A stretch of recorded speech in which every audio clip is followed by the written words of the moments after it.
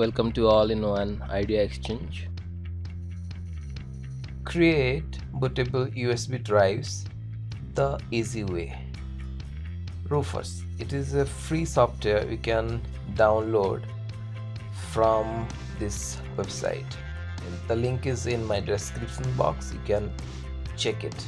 You can download the portable version, which is the second one here, only 1 MB. Let's run the application. Here is my pen drive,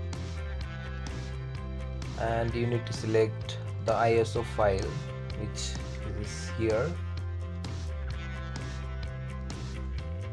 and image option, the standard Windows installation you can select, and select master boot record MBR. That's it. Now click start. So it will ask for the format of pen drive. Click on OK. It will take some time, almost 15 to 20 minutes, to create the bootable ISO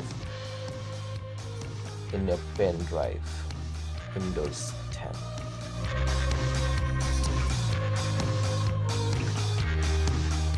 Now the pen drive is ready to use in different PC to format or reinstall the OS.